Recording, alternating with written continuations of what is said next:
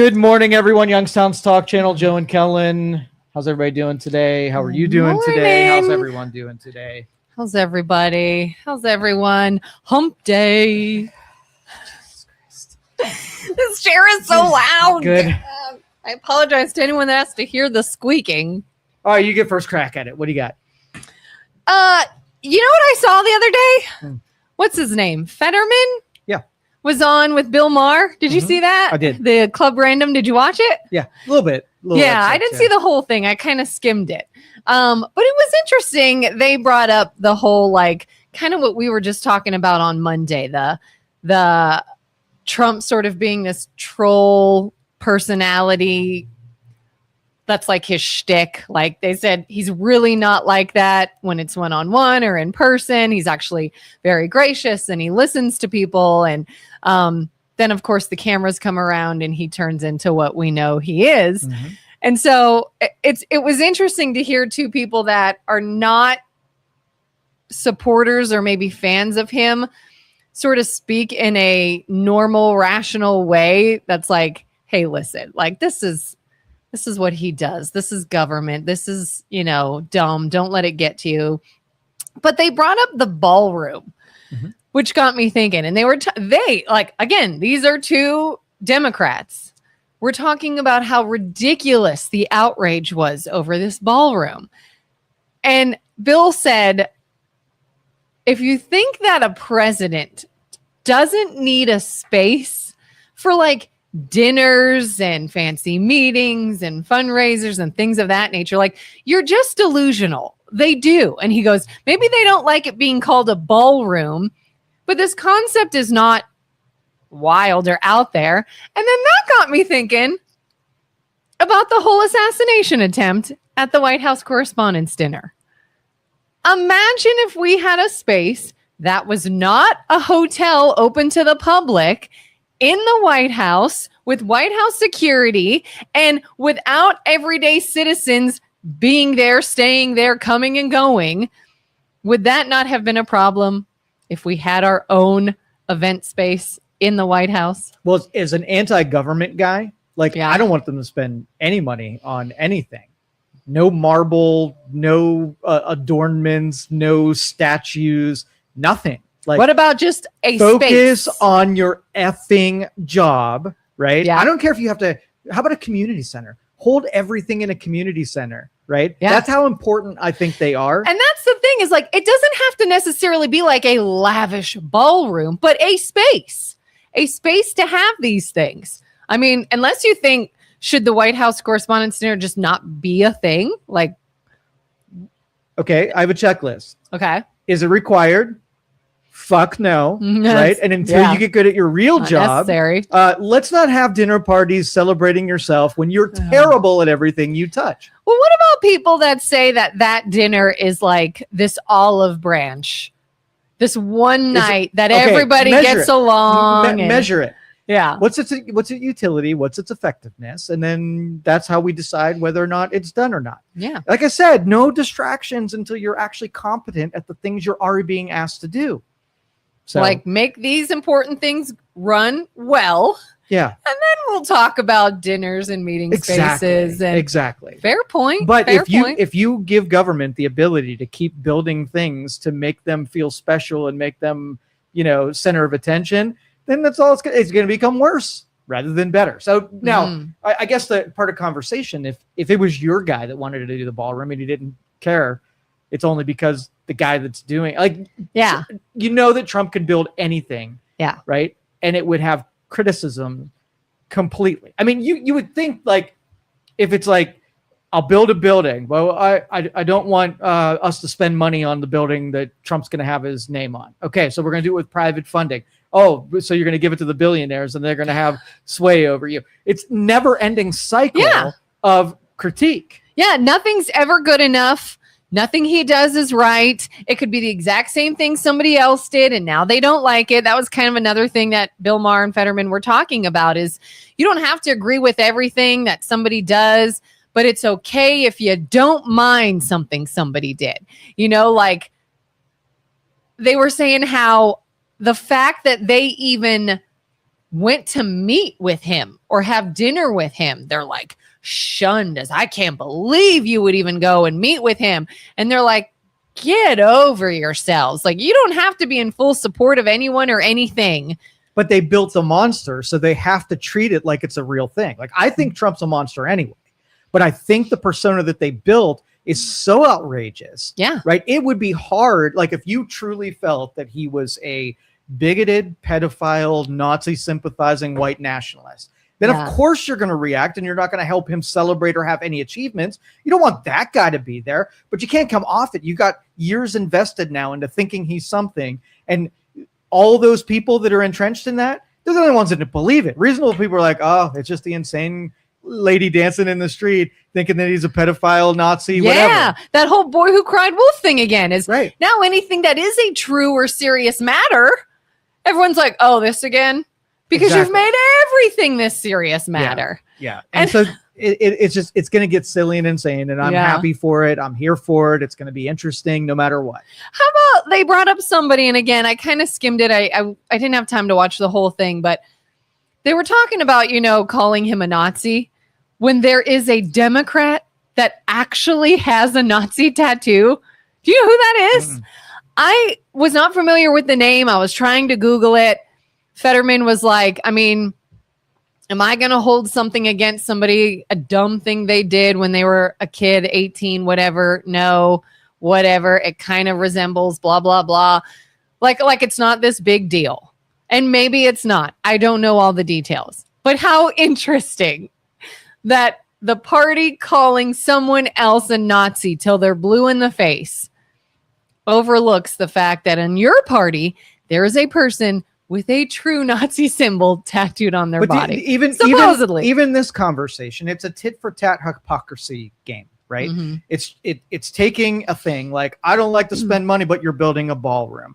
I don't like Nazis, but I have one in my own party. Like, this goes on forever because as long as the pejorative is more valuable than, the truth, like we're not having hearings to say, okay, once and for all, is Trump a Nazi? And they hold a court case and they assemble the evidence, and they're going to have a jury of peers go through due process and come to a conclusion if he's a Nazi. And if he is, then you were right and he is a Nazi. But as long as there's power in being able to levy some kind of a harsh term at somebody and nobody has to prove it and you're free to do it, we're in for it. It's insanity. Well, not only that, the insanity that we're not doing that, and then the insanity of, okay, let's say we do it. Let's hold a trial. Let's look at evidence. Let's see what he is. Do you trust in an unbiased judge and jury? No, I don't trust anything. It's impossible to do. Right. I have watched things that should be sacred and have truth carry a narrative where they're bought into an end result. So nobody's actually looking at truth like I am. And so I can't trust anybody who's, bought in. Yeah. It's a lose-lose. And I don't know. I'm so sick of everything with our government being a lose-lose situation.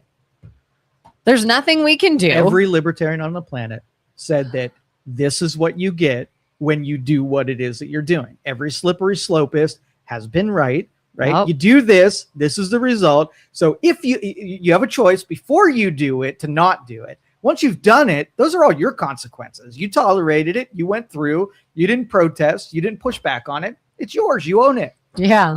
Protested on the dumb stuff all day long. That doesn't matter. Doesn't do anything. Yeah, those emotional normies, those suburban white women that think that is their purpose in life, is to just be annoying and loud, right? With no purpose is the norm.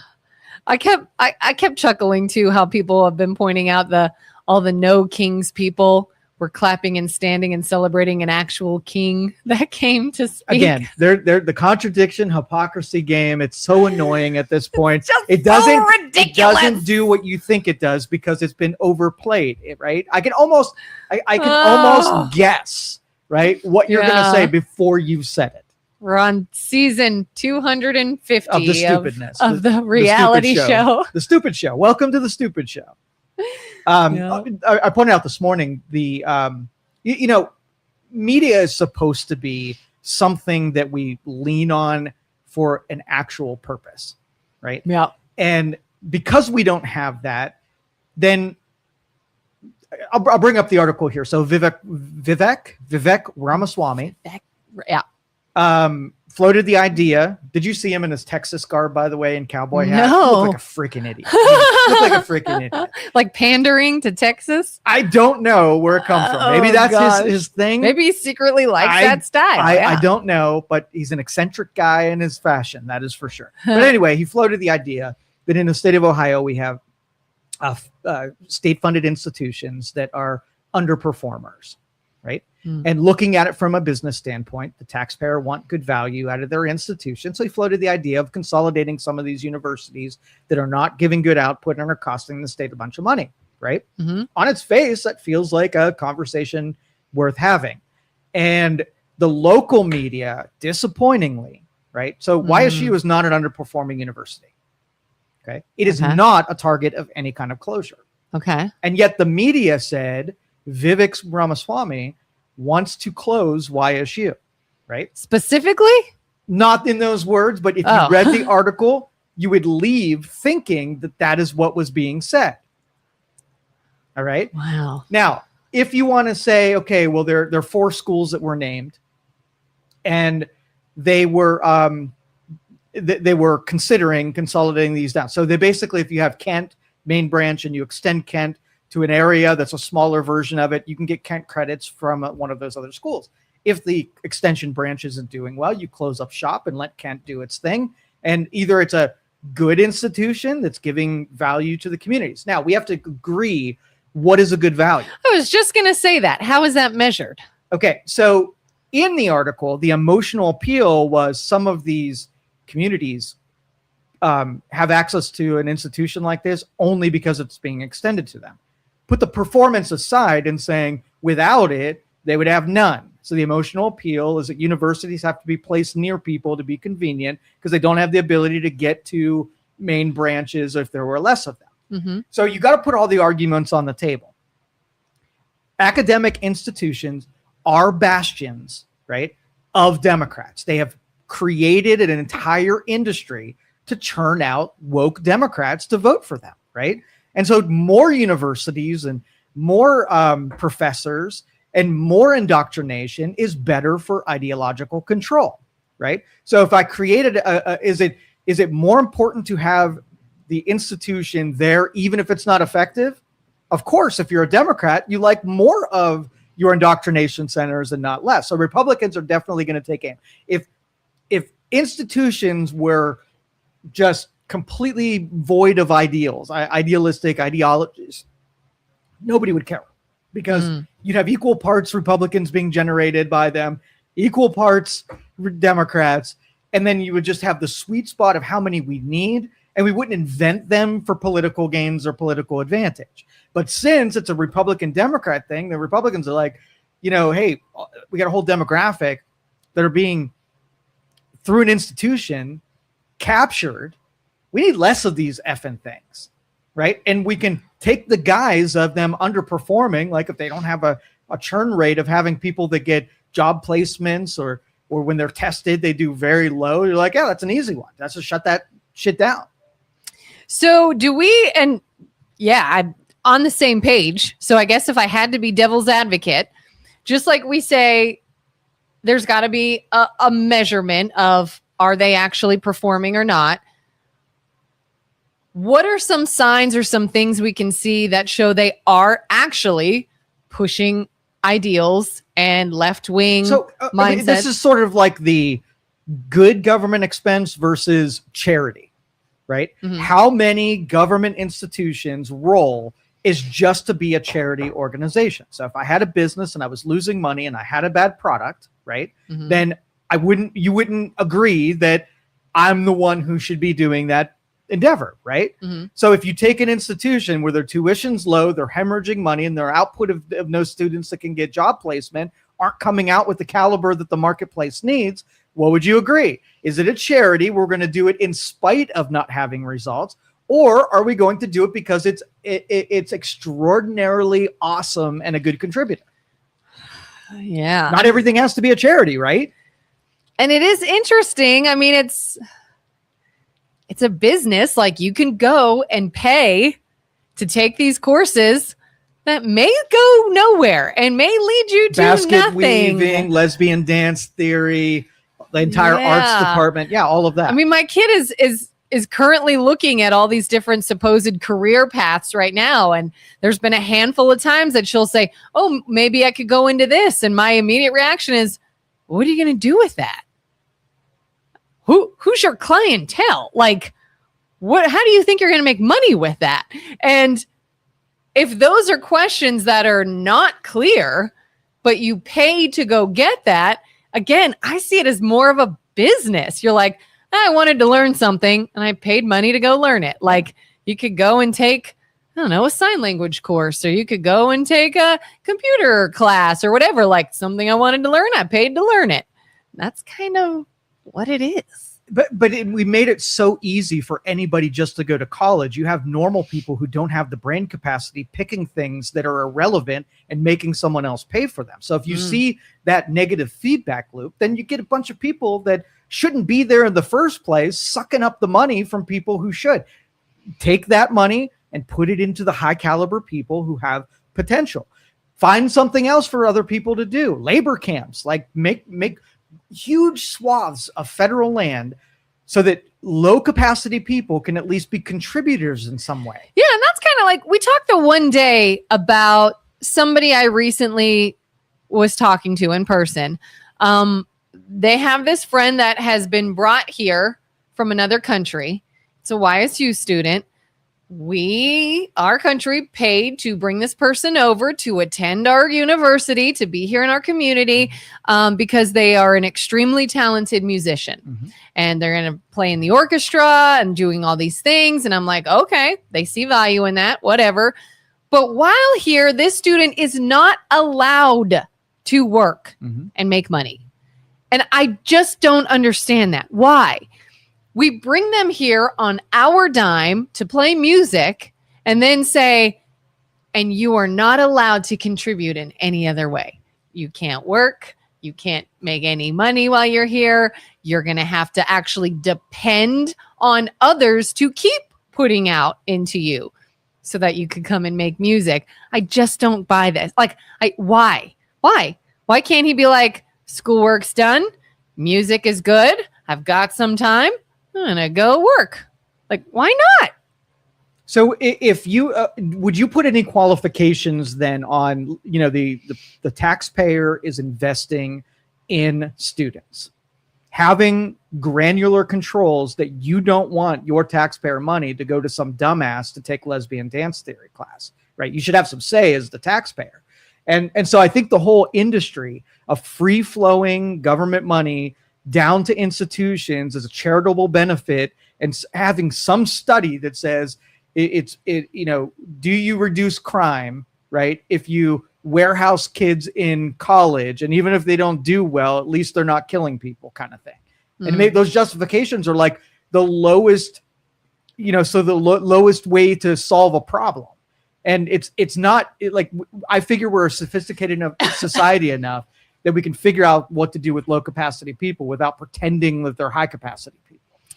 If you have an area of expertise with a lot of students that's in like mathematics or technology or even law enforcement or architecture or engineering or anything like that, would you say, all right, put money towards those, they're necessary and needed? Or would you say, listen, if you want to go be that, then you go pay to learn that? So let's just take the taxpayer money that you put in and let you keep it. You're not allowed to touch it. It's $10,000 a year. I'm going to put in a side account for you. And then you have the adopt a student. Everybody in America, every household taxpayer, the 100 million people, can go out, find a student that's worthy, and pay their tuition to go to college. So you as the individual, what would you invest in? You're picking the person. Are you going to pick somebody who's going to blow it off and take classes that don't matter when it's your $10,000, even if it's because it's yours, right? Yeah. Are you going to do things different when you have the investment in that student? And then you get 5% of what that person makes for the rest of their life, right? You're an investor. And now you get to go pick somebody who's going to be quality, who has the chance. Now you're basically going to say, let me look at the class selections that you're going to make. And what are you going to pick for that kid? You're going to find out whether or not that person should be working or not. Do you want them the distraction of going and working at a, McDonald's on the side? Or do you want them drilling into studies, because the quicker they get out of college with the capacity, both of you get to start earning for real. Right. And so it through that, through that filter, you make many different decisions than when the taxpayer's like, give all the money away and I don't care what you do with it. And I'm not even, the investment is one way. I'm investing in you so you can go to college, and all I hope is that you don't commit crimes, right? Yeah, it was kind of funny when I was in college and my class was coming up, getting ready for graduation. I had a handful of friends that was like, oh, where are you going to go to grad school? And I'm like, I'm not. And all these people were like, what? You're not going to, I'm going to go to grad school. I'm going to go get this. I'm going to go get that. And I was like, no, I want to go to work and make money now. I've done this for 4 years. I'm good. Yeah. They're like, but don't you want to? I was like, I know what I want to do. I know what it takes. And I don't need a master's to do it. And I don't want to sit here and go further and further into debt for a piece of paper when I could just go out and make some money. The pyramid scheme. The time has come for Mahoning County government to take over Youngstown City Hall. And so, like, from the other side of the perspective, I knew what the media was trying to do, but they worded it with misinformation. You leave it thinking that Vivek was going to be closing YSU. Now, what they should have said was, in communities that are a lot alike the Youngstown area, there will be universities like YSU and that will close or be consolidated. How would you feel if YSU were to close? Your relationship, do you think YSU is an indirect contributor to a lot of the economy? In spite of, even if it was a loser on tuition, even if it was a taxpayer that had to prop it up, the output of that university, would it be worthwhile the expense on the taxpayer? And that's a fair argument had the media presented it like I just presented it there. It's a fair question. Yeah. Would I want, if it was a loser, would I want YSU to disappear? And if they were like, hey, we're not going to get any more funding, local community, we're doing a fundraising drive. Do you want this university? Or how many people would say, I absolutely want it here. It's a big contributor and I'm willing to put my money, not that other guy's money, my money to keeping it in town. And I absolutely would. I would support it because I think the output is bigger than what it costs. Yeah. Yeah. I can think of really noble and good contributions to having it here, and I wouldn't want it to close. But yeah, I also don't want to be told it's closing when it's not. Yeah, absolutely. But the misinformation, like during the COVID era, we started flirting with what misinformation even was, right? We didn't like it because, like, let's just say I would, and this is illegal and I'll probably go to jail for it. But if I went on social media and said, hey, the election, the voting, they moved to next week, right? As a joke, right? As all Democrats, they moved all Democrat voters to next week. Yeah. That misinformation, somebody might leave what I typed and misunderstand that it was not a joke. And then I would go to jail because I skewed an election. That's actually illegal? It is actually illegal. For real? For real. For real. Yeah. Wait a minute. Yes. Wait a minute. Yes. That can be an actual true crime that you could do time for. Yes. But all the other lies and BS and jokes and misinformation, that one's fine. sacred. You don't F with voting. You go to jail or prison if you lie about the election to misinform so that people aren't able to vote. Wow. Okay. So we understand that when you say something that you know to be untrue and you want people to leave with a different representation. If I say something like vaccines don't work, right? Mm-hmm. Then someone's going to interpret it. They're going to take it super serious and they're going to take a vaccine that they should take and they're not going to take it. Where if I said something like, hey, we should be careful with who takes what vaccine, I'm allowing people to leave the conversation with not taking all vaccines and throw them in the garbage. But I want you as a person, right, to take it seriously. But then even the second statement, somebody leaves it saying, well, Joe, I trust him. And he wants me to be suspicious of vaccines. And then the intent wasn't meant to make someone not take a worthwhile vaccine, but the language and the words that I used were so dangerous that somebody could be put in peril because of something that I said. Yeah. So what is our susceptibility? How sensitive are we to using words with or without malice, and then somebody acting on those words? If I said, we got to fight like hell, right? And then someone's like, oh, he means actually fight, and Violence. then goes and fight. Yeah. Did I incite the illicit? And if you ask me, hey, did you mean actually fighting someone? No, I meant fight as in put up obstacles.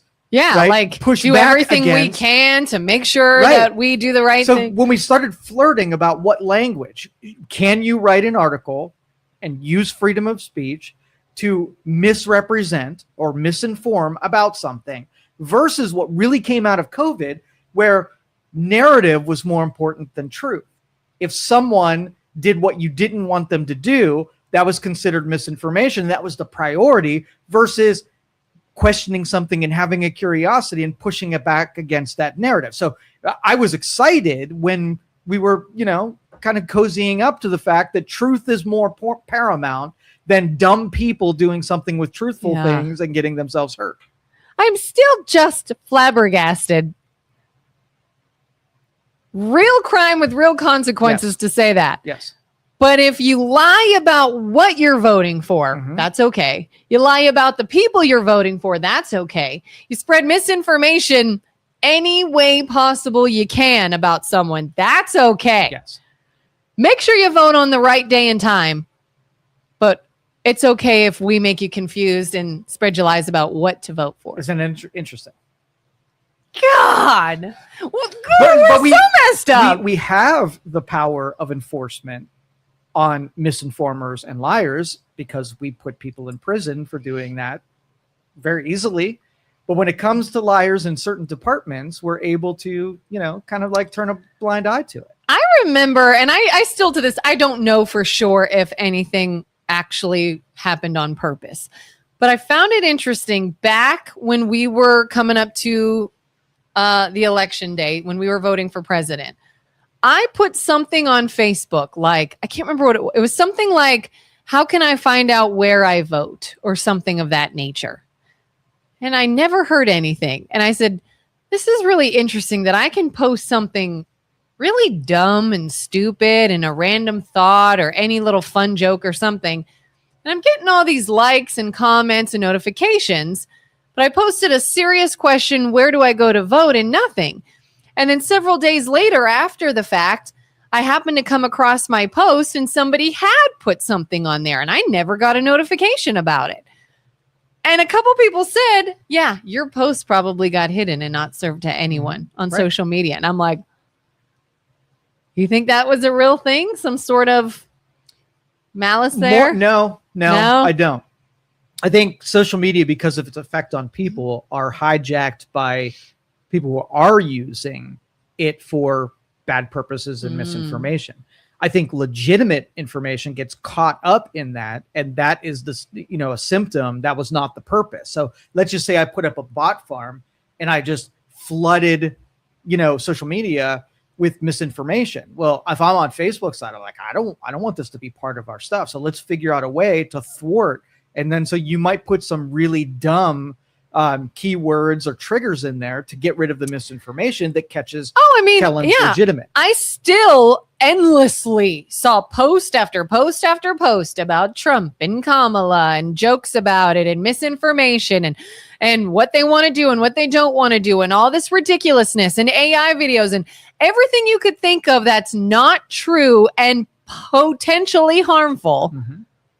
But my post that is simply, where do I go to vote? Well, but on both ends, you have places like X that is the Wild West, right? They don't throttle things down. And therefore, a lot of what you see is misinformation, made by AI and, videos from video games and whatnot, right? So you get to choose either being inundated with false things that are really hard to tell from legit, or curated and throttled, and a lot of people get caught up in that crossfire. So there's no perfect answer. It's a balance between those two. Oh, well, Frank says a college degree from YSU has no impact on your resume. Kent State University and even University of Akron are far better than YSU. A degree from YSU was like earning college credits from Youngstown Early College. Well, and that is the downside for making things easy and giving it to everyone. Your standard is that if it's really not hard to do, then you didn't achieve much. Like I don't know if I agree with comparing them to other universities, but I can see a comparison. Or do you need any at all? Obviously, if there's a specialty field, probably. But I have a degree. And I've noticed it has almost never mattered that I had it. Not that it was YSU, just had it. Most jobs I've had, they may have been like, oh, that's nice. Like, oh, by the way, I have a degree in this. Oh, because they gave it to everyone. Everybody has that's that nice, degree. but don't need it. Don't need it to work here. Don't need it to thrive. They devalued it. So it used to mean something because you prove that you can do something for a period of time. You prove that you got accepted. Like, how many denial letters do you think YSU gives out every year? How many people don't get in because they couldn't cut it? So if everybody can get in, then it's not a great filter for... My 12-year-old just got in. Now, again, it's a student program, and she did have to take a test in order to even apply. Right. But still. So like if you have an MIT... wasn't really worried about it. If you have an MIT who only takes 500 students per year and they get 500,000 applications, if you make it, that means something, right? You almost expect that that's going to be a hard one to get into, right? And YSU, the joke was of every high schooler that I'd really like to go to OSU, but if I don't get in, I'll go to YSU. Like it's your backup plan because it'll accept you. Yeah, like he said, the Youngstown Early College or whatever, talking about YSU being made fun of. I remember, I don't know if it's still the joke or not. People used to call it "you screwed up." YSU, you screwed up. Did you ever hear that? I never heard that. Oh, when I was graduating high school, people would be like, "Oh, you're going to go to you screwed up," meaning you couldn't get into anywhere else.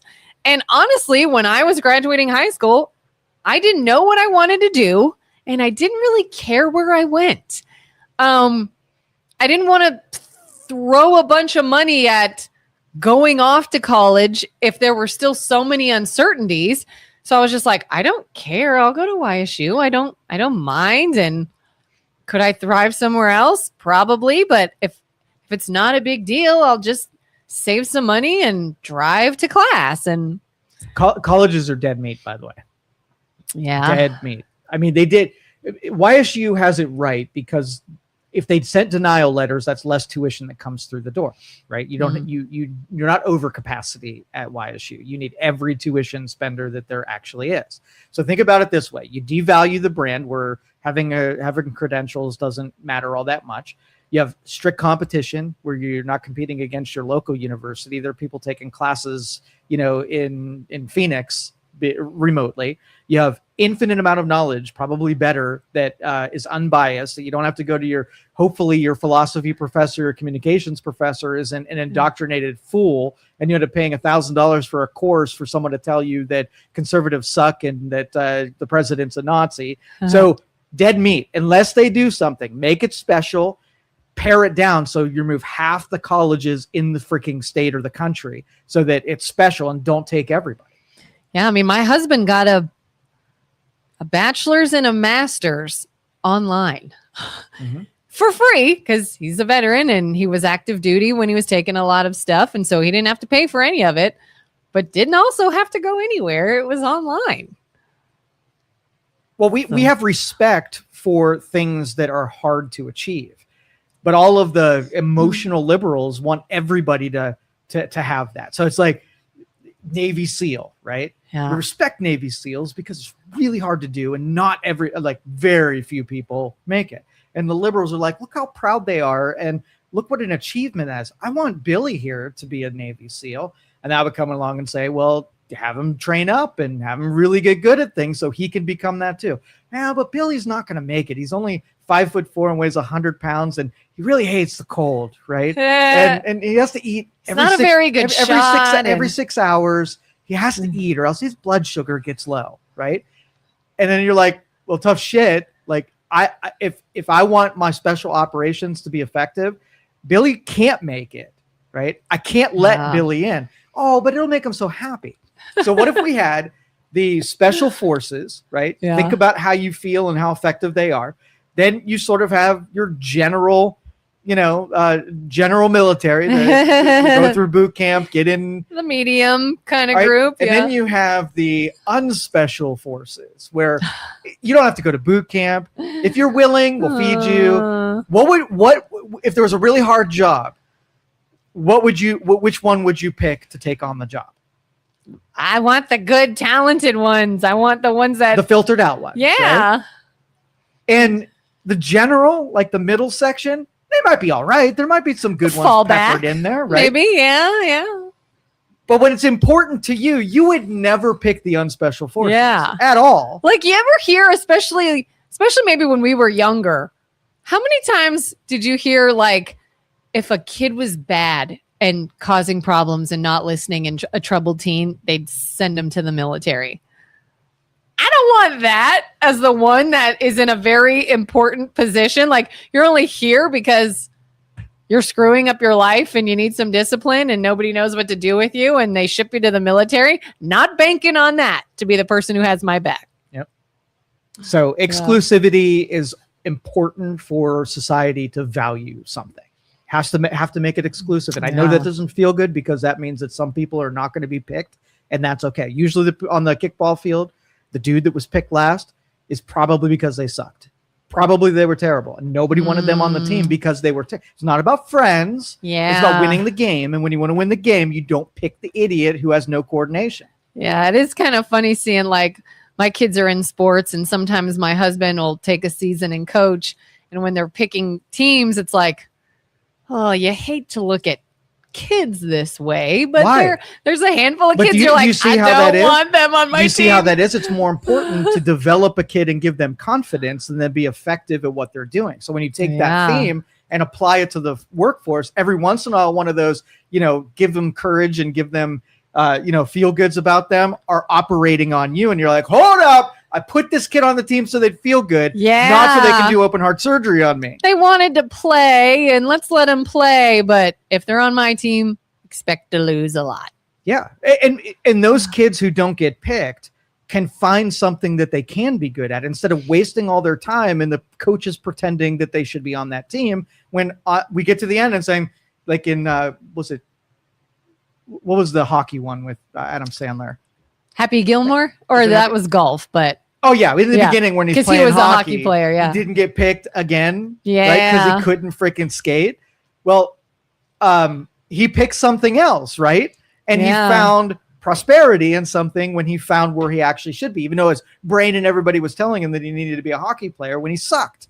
Yeah. Didn't make the team, and that's by design. Fun fact. Yeah. Did I ever tell you my grandfather used to be president at YSU? Really? Yeah. When I was very, very, very, very little. He retired, I think, probably shortly after I was born.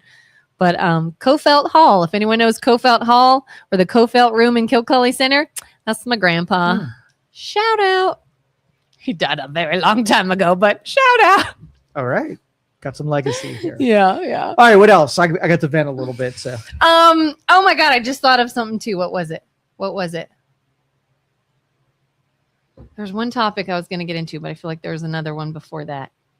YSU should all be online. The learning would be better. Now, easy access does not equate to better at all. Now, if you're saying from a cost savings where they get rid of some of their infrastructure because there's a bigger demand for it. It's a product that's in demand and people are willing to pay for it. That's fine. But it blows my mind how hospitals and colleges can't figure it out. They get free money.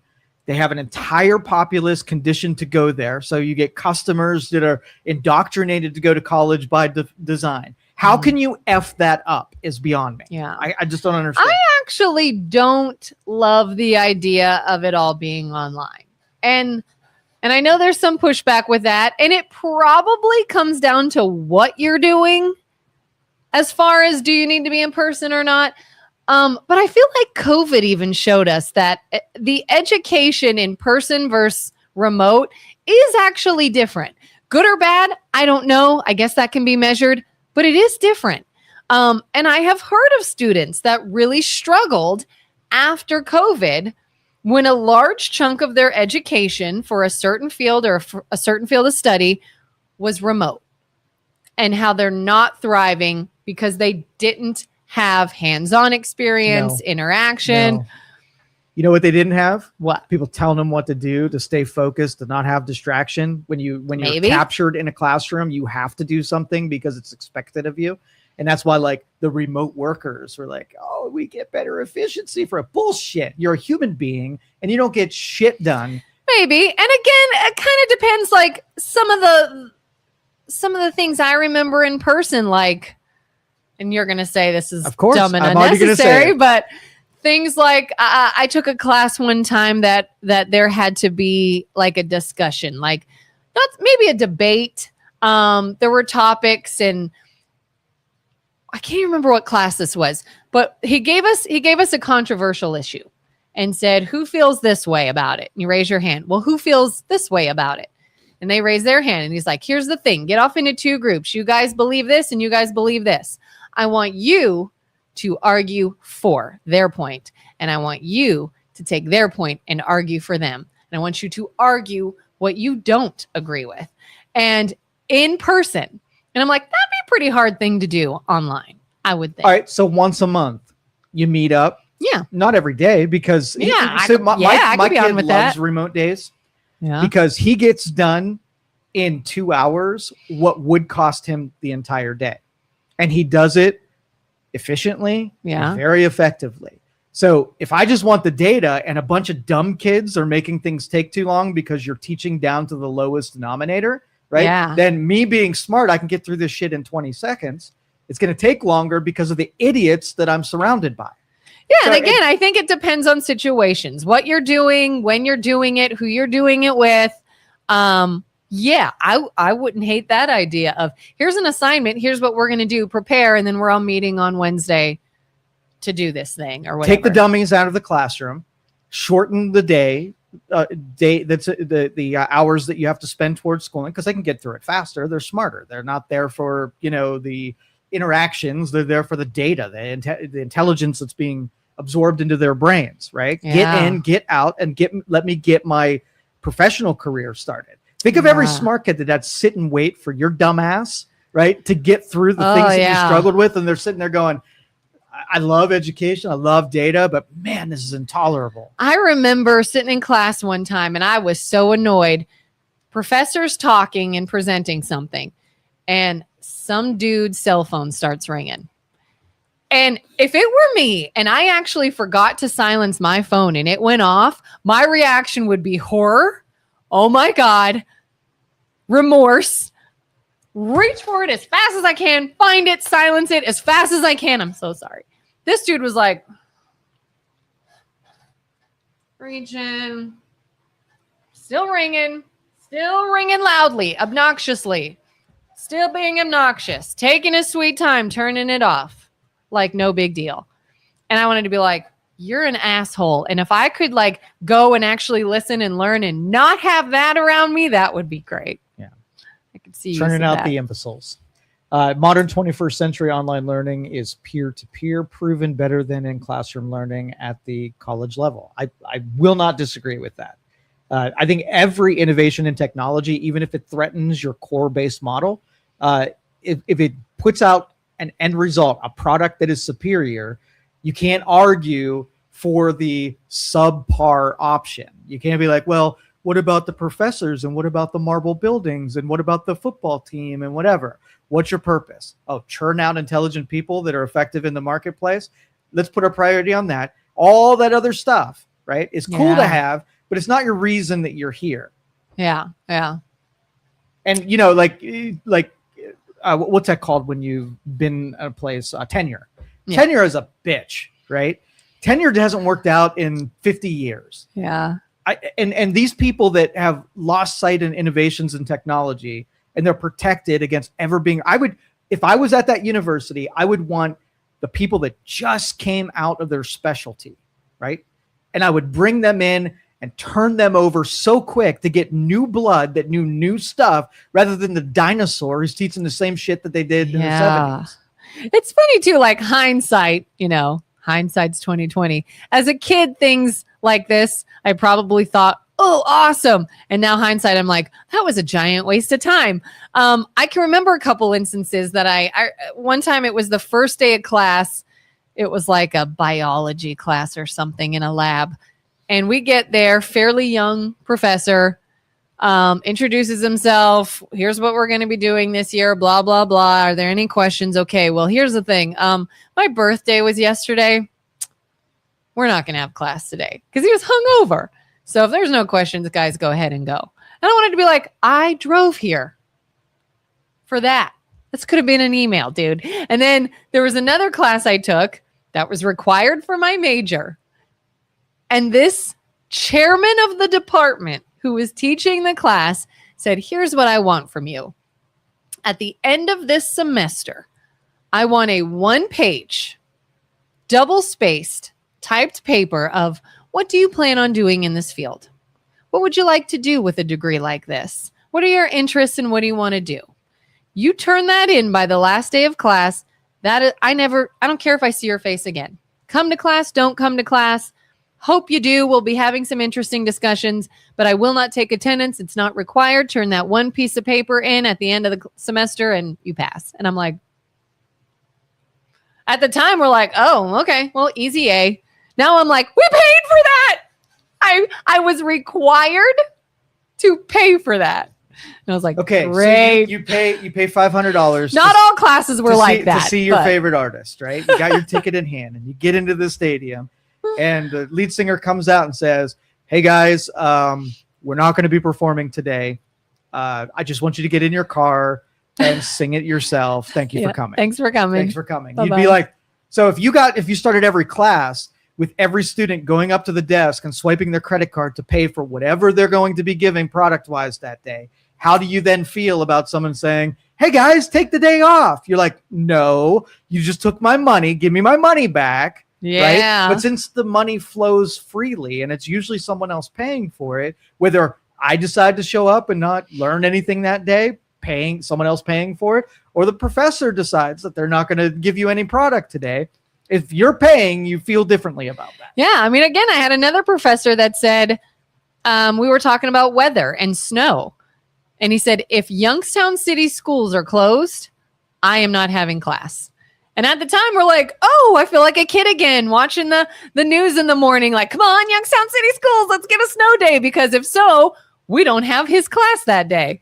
And now I'm like, again, let me pay you to cancel. Yeah, like, that's a good freaking deal, right? Yeah. When you don't even have to provide a product for that day. Yeah. What makes you think educators are motivated to teach remotely? In COVID times, all went remote at YSU, and a majority of classes were constantly canceled, and the university was charging extra for remote classes. Wow, were they? Mm-hmm. Dang. Yeah. Well, they didn't have the infrastructure to do it, and to switch every classroom over to something that could be taken remotely was a investment. Oh. And so it's motivated to teach remotely. But I think if you were a teacher and knew what it was like to teach in person and then had to become a professor that was a remote teacher versus someone who got into the profession with knowing that they were going to do it remotely, I think you build a skill set and become a better educator with that in mind, that's going to be your stage. So this is probably a silly question. Why would they, if they have to go remote because the government is requiring them to, why wouldn't the government foot the bill for that and not the students to go remote? Well, it's the same, because if the institutions are paid by the taxpayer and the federal government is paid by the taxpayer, then why do you care where the money's coming from? It's free for everyone. Yeah. It doesn't matter. Routed differently. Yeah. Remote learning fees subsidize the installation of more remote learning infrastructure. Yeah, they did a good bit of that. I can remember when that was all happening, even in companies, they wanted to still participate, and they had to conform to the regulations, and they had to expense a lot of infrastructure in order to keep going because of what you weren't allowed to do. So I remembered the topic. Totally random. Yeah. Probably a very short topic. I don't think I brought this up. I didn't tell you about almost seeing a guy get hit by a car, did I? Last week? I don't think I've had a chance to tell you. So, saw a guy almost get hit by a car. And I mean, really. Like, I yelled in my car. I thought I was witnessing this. He was crossing the street. So, okay. So I'm at an intersection. I can go straight, or I can go right or left. And there's a busy street to my right or left. Car coming down my left, guy crossing the street from one end of a sidewalk to another this way. And I see this car has his left turn signal on to go on the street that this man is crossing. And immediately I'm like, oh, this doesn't look good.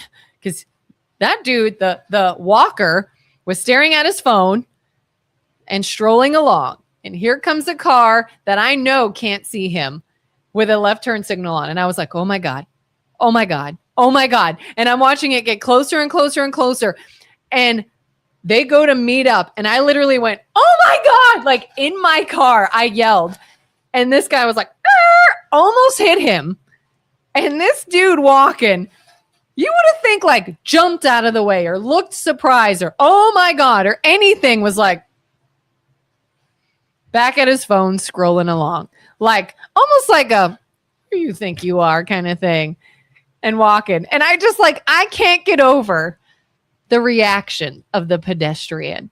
Like, you were just almost ended, dude. You were almost at least seriously injured. And your reaction is like a entitled, ridiculous. Like, it was like, this is not his first rodeo. Oh, I'm almost hit all the time. I hope one day it happens, kind of thing. Like, I don't even know what to do with that. What would Darwin say? Survival of the fittest. Okay, so do you want bloodlines that don't pay attention to things where there are risks, assessments, and dangers around? Do you want those people to propagate and create more of themselves? So kind of take the end result of those people are not supposed to be here anymore. Oh gosh, yeah. And I don't even know like whose fault it would have been. You would think there was probably a don't walk signal somewhere around for that to be the case. Because I don't think the driver was driving recklessly. I could tell he doesn't see this guy, and I could tell this guy doesn't see anything. He's staring at his phone. Mm-hmm. And that, like, we talked the one day about people walking slowly, especially when you know a vehicle is waiting for you. That drives me insane. When I see someone just stroll with like arrogance or self-entitlement, it's like they almost go slower, knowing you're waiting on them. I just want to throw something at them out of my car. That was kind of what this felt like. But do you have the tolerance for nature fixing that? So for instance, let's just say I had a group of people like, okay, we're going to piss off this entire city so we can get our way. Yeah. We're going to block the roads, right? And they're like, Joe, that's a good idea, because they're going to totally stop and they're just going to be pissed off. So you get on the road and nobody stops, and half your group is now flat as a pancake. And now you have meeting number 2 and say, hey, we're going to do it again. How many more people are willing to sacrifice themselves when it didn't go the way they thought it would? Now, other scenario. Let's just say they went out there and everybody stopped and nobody arrested them.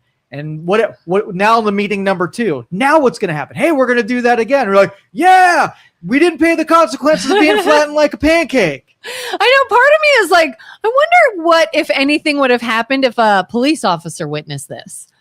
Like, do you think he would have like stopped this dude and been like, what the hell is wrong with you? I don't trust that cop. Would you as a cop, right?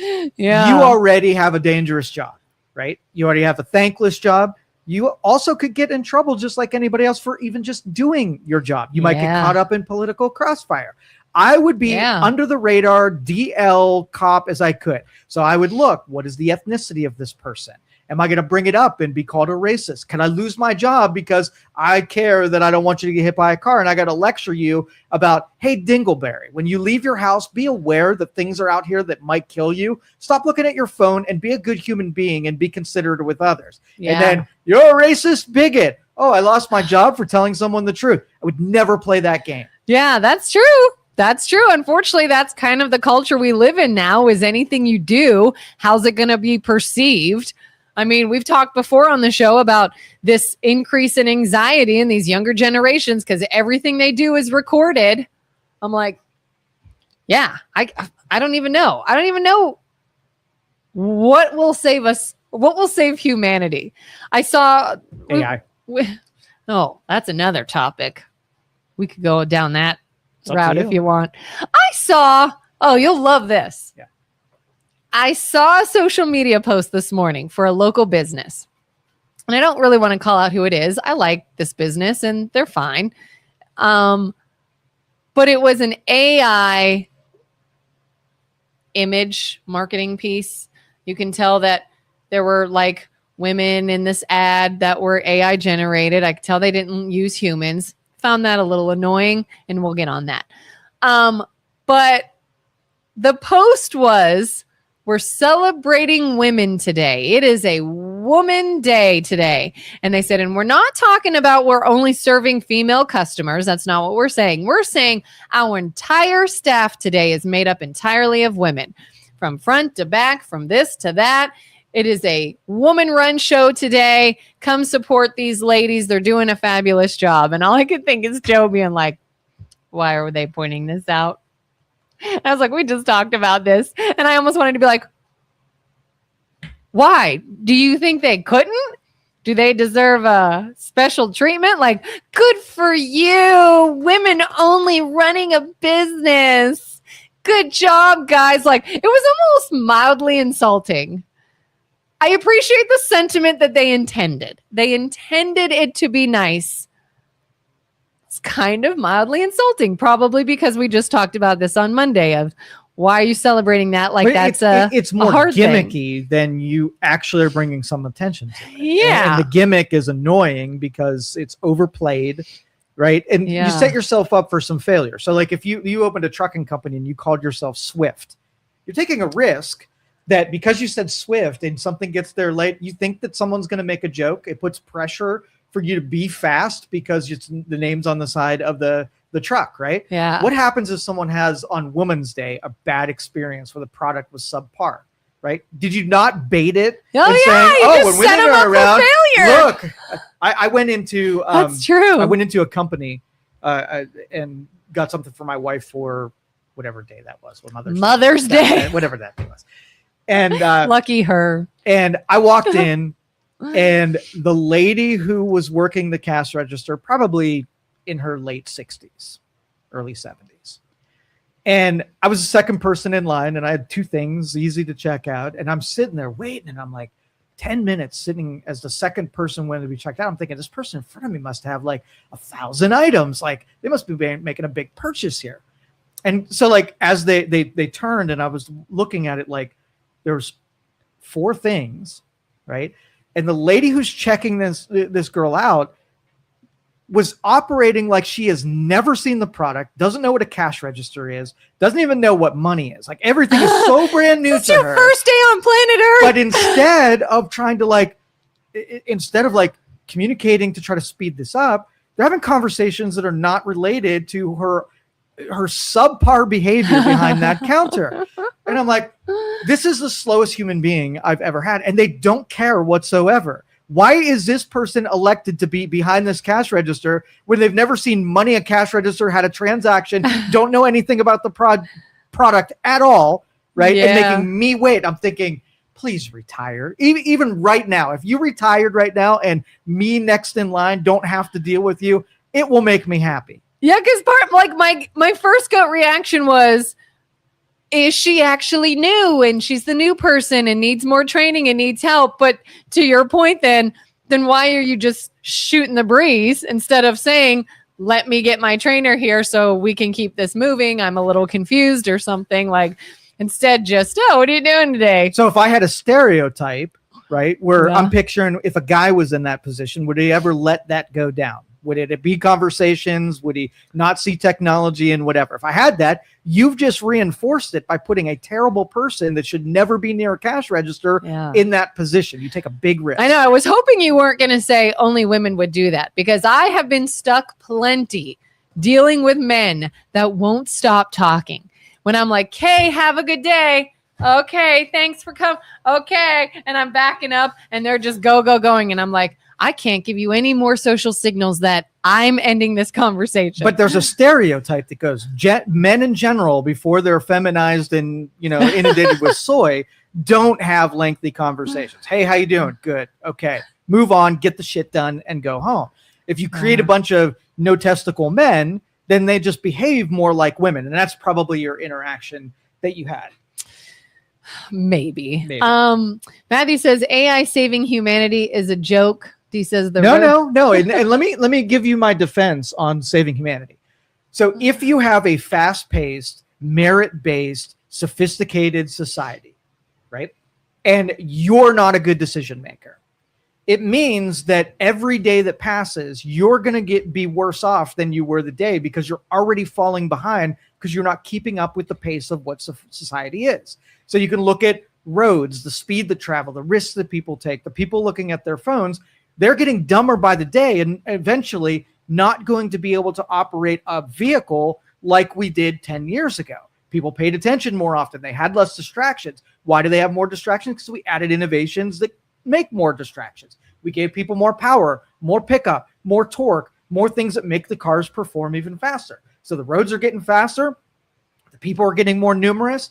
The attention that they can call, all of the math says that there will be a point where the typical standard person does not have intellect enough to be a participation or to participate in driving your own car. So if I take my car and I put it in an autopilot, you know what it does? Gets behind a car, goes the speed, and you end up there and you don't pay attention to anything. Cars just kind of line up in one deal. If I were driving, I would be aggressive. I'd be passing people. I'd be worried about shaving, 30 seconds off of my time. The AI doesn't effing care. You know what it cares about? Sticking to the blue line on the map, showing you what time you're going to get there. And as soon as human beings check out where it's got this and it's doing it better than I'm doing it objectively, then we pass that off to the AI. We'll willingly give to AI all the things that we're bad at. So if that guy's running, let's just say people can't handle the responsibility of walking around. Too many cars, too many incidents where people got hit by their car. So I put you on what are those little scooter things that use a gyroscope? You're talking about the thing that you. Yeah. I know what these are called. I can't think of the word. They're called you could take tours on them down south where I used to live in a little. Yeah. So anyway. Oh God, what are those things called, people? That's going to drive me insane. The one's on your porch, right? And as soon as you leave your house, because you're not really good at paying attention. Not a hoverboard. There's a. You jump on that, right? And it just takes you wherever you want to go. So if you're not good at crossing the street, or you go too fast, or you go too slow, or you're in Segway. Thank you, Segway. But anyway, so you take the responsibility away from the people that are undisciplined and bad decision makers, and you give AI and technology the old responsibility when people were scared that they were going to get hit by a 2,000-pound car and die, versus the courageous person who doesn't care if you hit them because probably a big payout after that anyway. Yeah. Let the AI, let the technology make the decisions for you. And here's why I really hated this post about let's celebrate these women workers today is, again, I could tell it was an AI post because everyone on Facebook now is using AI. To me, it all looks the same. And I know that you're going to shoot this full of holes, but it's just how I feel. I will admit I have bias when it comes to this. But to me, it looks very lazy. If you had the opportunity to take pictures yourself for your post, use real people, hire models, hire spokesperson, hire a graphic designer, hire a social media manager. I fully understand that costs time and money.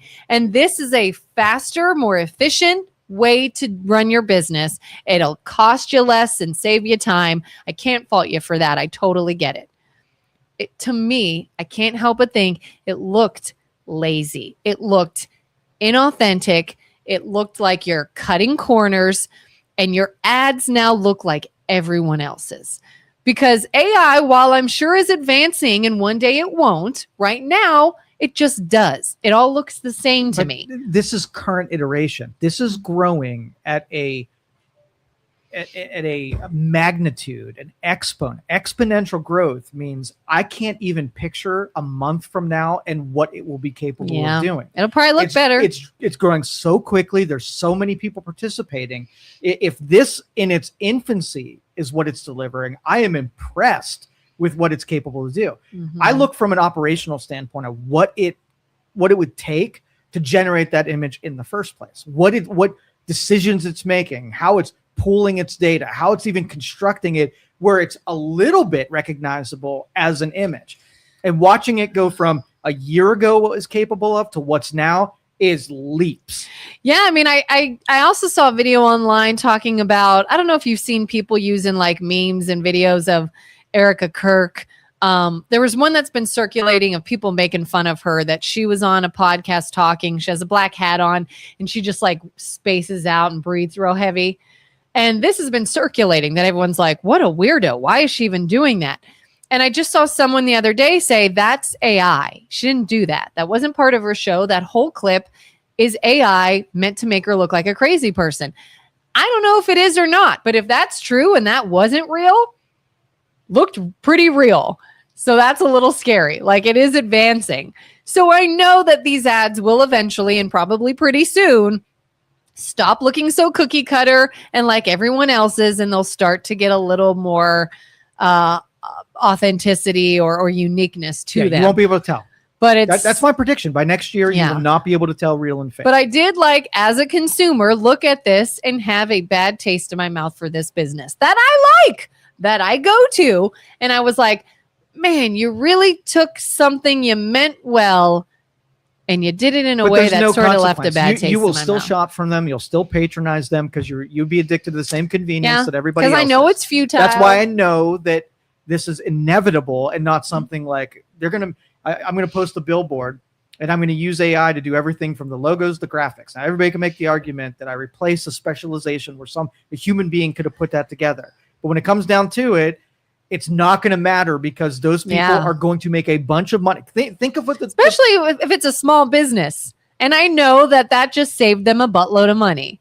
100%. And they might not even have done it, right? It would have kept the barrier of entry on some things are non-existent now. So for every person that has suffered a demise because of it, there's 10 people who were birthed new life into. Yeah, but that is a really good point you made. I like that. God forbid something happens beyond their control and service does look poor and you set them up for failure. That you made it look like it's because it's all. Or what if you were a man who worked there and every day you work, it's exceptional service with a great product and everything goes smoothly and everybody's happy. And now they're like, hey, it's all women today and look how great it is. Guys don't get attached to that slight. You're like, do. Whatever, good for you. Who cares? Like, let's see. AI removes the humanity from work and products. It's soulless. And if we had an objective to add humanity to our everyday lives, I would see that as a downside. Yeah. You're churning out terrible people more and more every day. So AI might not be great, but it's going to be better from what you can demonstrate is in the real world. If we had, let's just say we didn't do the secular experiment and everybody was pushing on virtue and nobility and, encouraging those virtues, then I would say, let's not introduce AI where it's going to diminish what we're achieving. You're creating lawbreakers and people who don't care about other people and inconsiderate.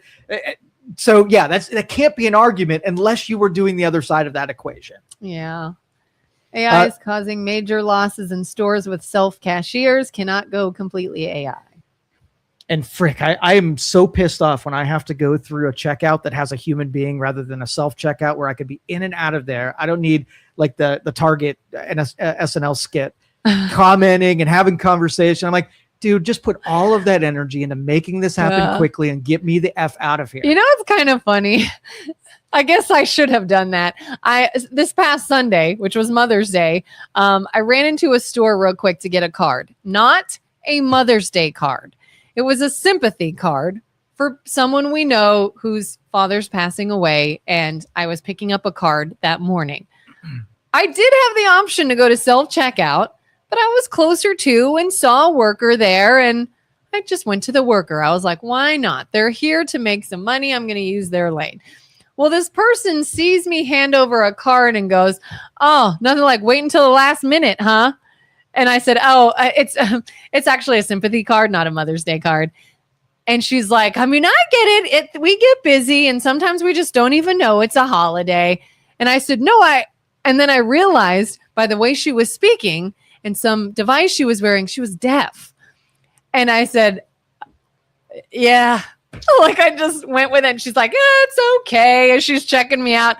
She's like, you have a good one. I was like, you too.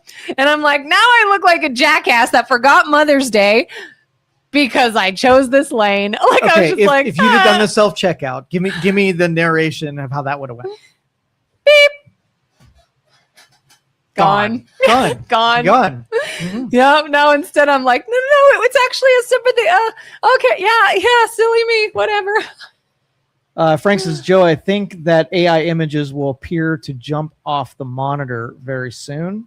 Paul says, who cried for the mailman when email came out? It's true. And we still have mailmen.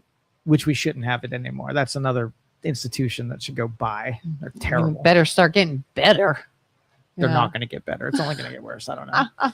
AI only works out for everyone if it creates UBI, and I know that will never happen. We can't take jobs away from people and expect the world to just keep turning. If you look at it through today's lens, yes, but human beings are adaptable or they're not. And when you're faced where you don't have another option, you're going to have to join. You're going to have to merge in with that. I do wonder what the people who say I'm not going to adapt, what they do. So like when computers came out and you had, I remember going first week on the job, I went to a auto body shop and I was computer guy and they had to submit things to an insurance company that required something other than paper. Right. And the guy was like, I like paper. I'm never going to this computer. So just do the bare minimum to make me compliant. I'm not even happy about that. Right. Yeah. So I want to check in years later and find out the person that was stubborn, that didn't want to follow technology.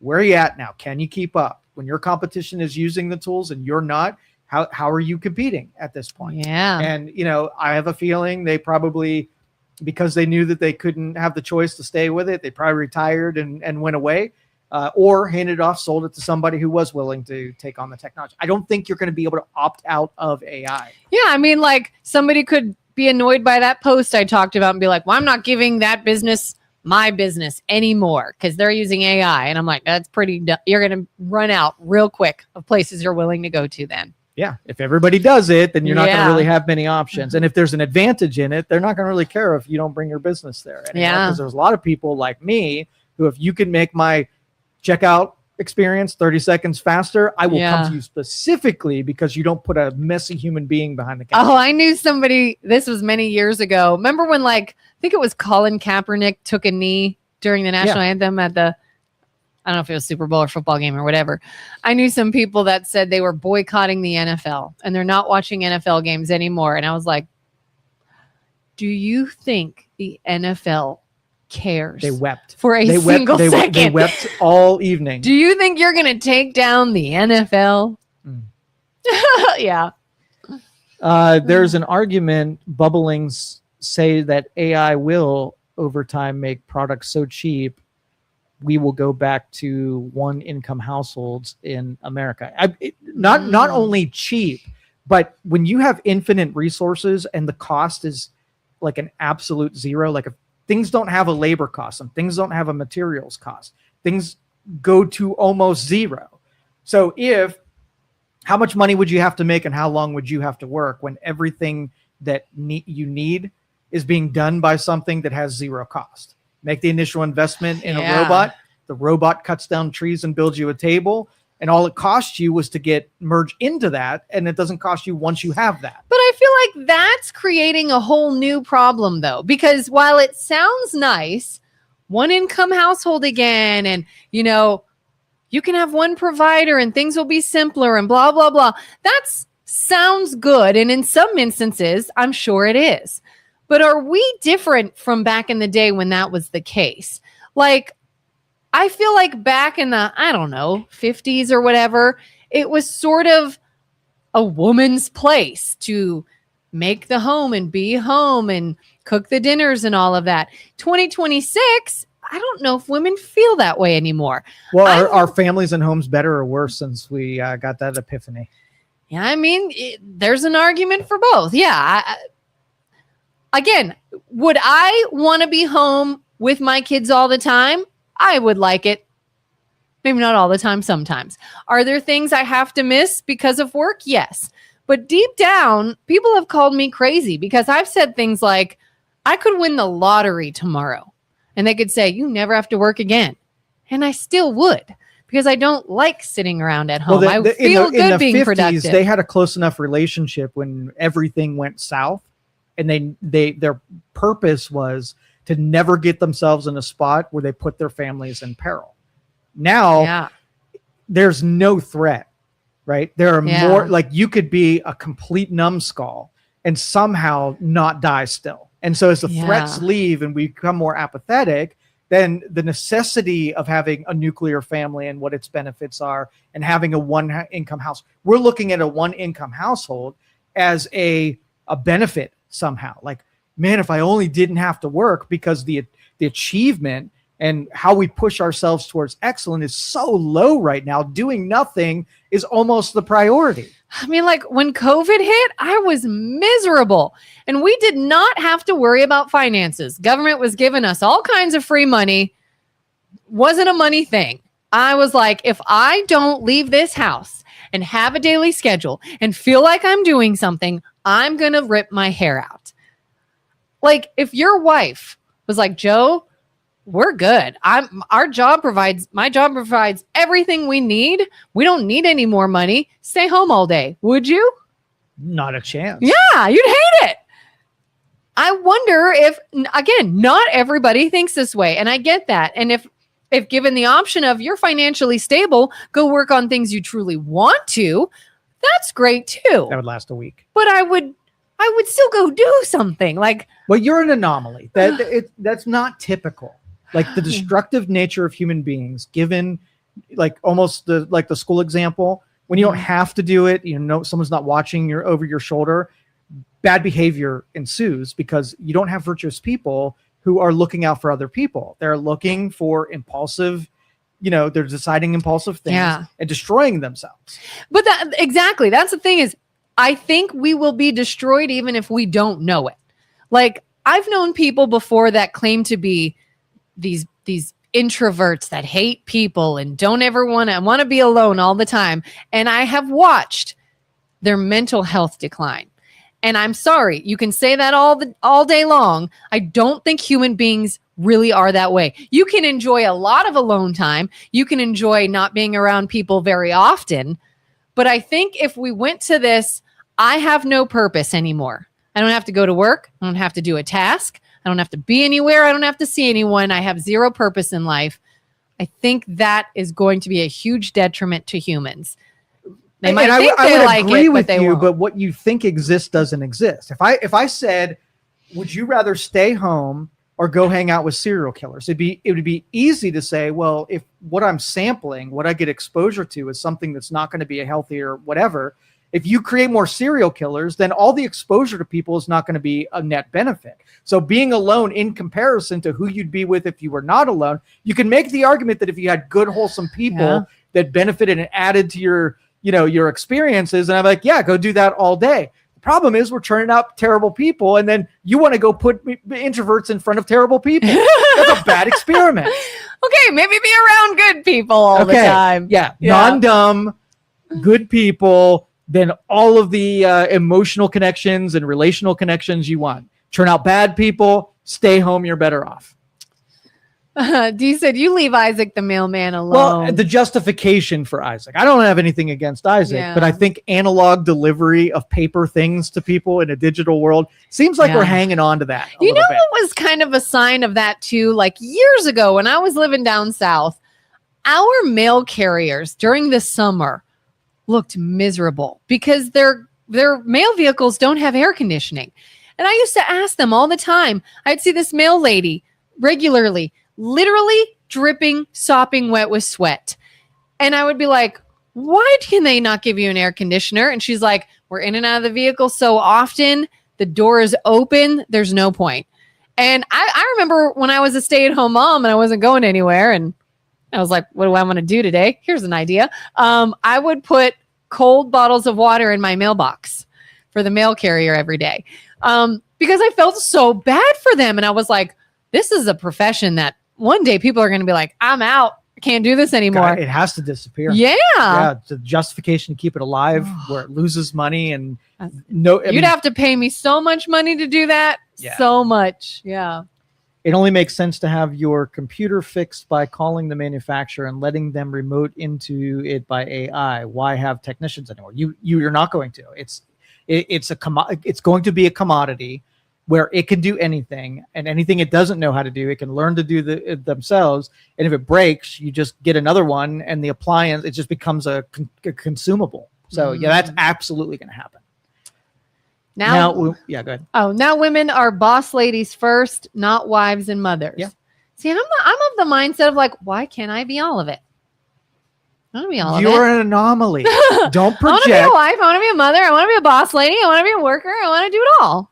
You can try. It's very difficult, and sometimes you're not going to be all at the same time. Right. There were times where I was like, "Hey, I have to be a mother. Have to be a worker." That pursuit, though, what happens if the staple of your family life degrades because of you wanting to be a boss lady? Would you be willing to sacrifice the role that you're supposed to play in the nurturing of the family? Yeah, me personally, when it comes down to it, I think I'm 90 on my deathbed. What's my legacy? Like, did a workplace care enough, or did my kids care enough? Yeah. You know, that old saying, like, you're replaceable at work, you're not replaceable in the home. Home would come first. It would. Yeah. So that sacrifice feels good because you want the achievement and the competition of being the boss lady, but what you're willing to sacrifice might not be as noble as you think it is. And to me, I think too that it's good to show kids that, like, teach work ethic and working hard and sacrifice. And so it's a hard balance to find of, I've got to give you as much as my time as I can, but I also want to teach you what work looks like and what sacrifice looks like. Okay, so as a mom, and by the time your kids get to the workforce, there might not be a workforce to get to. So would you start teaching, don't work hard, right? Work smart, learn things, right? Don't worry about labor because that's not even going to be a thing. Robots are going to be doing anything that's uncomfortable. You're going to have a friction-free life. And here's the deal. Once it's friction-free, it's more about self-disciplines, the disciplines on the outside world that are trying to contain you. And you're going to have to be more protective against other people who don't have that discipline and are going to want to take from you because you have more than they have. Now it's a completely different teaching cycle. Yeah, and I think working hard and working smart can be synonymous. Like, no. Would you say you do heavy lifting labor jobs every day? Do I? Yeah. No. But would you say you work hard? No. I guess that's what your definition of working hard. Yeah. You don't think a lot of mental capacity and planning and all that is hard work? Everything that I'm working on has development. So think about it like if you were going to schooling to become a baker and you were learning and doing at the same time, you're absorbing. Now, after you've gone through schooling and you're mailing it in, you're going through the same 19 repeated steps every day. You're not as excited with being a baker as when you were learning and it was fresh and it was new. Right? Yeah. So everything I'm learning, I want to be learning. I'm not forced into learning what I'm doing now. And once it's not exciting, I'll go learn something else. But it could still be hard work just because you're not like hating it. Doesn't mean it's not hard work. Okay, maybe definitions are, but in the future, those definitions are going to change. It will be more at your pleasure than it will be you have to. And the people are like, I don't have to go to work today, right? Yeah. And there's a consequence by not doing it. That's the only thing guiding you. And if you feel like not doing it, you don't have to. I mean, you could have a day that you're like, I worked hard. I am exhausted. I got a lot done. Oh my gosh, I need a nap. Like, this was hard work, but I was fulfilled and I helped people and I was productive. And oh my God, what a great energy day. And then there are days where you're like, I'm so bored. I'm going to actually die. And like, what's your hard?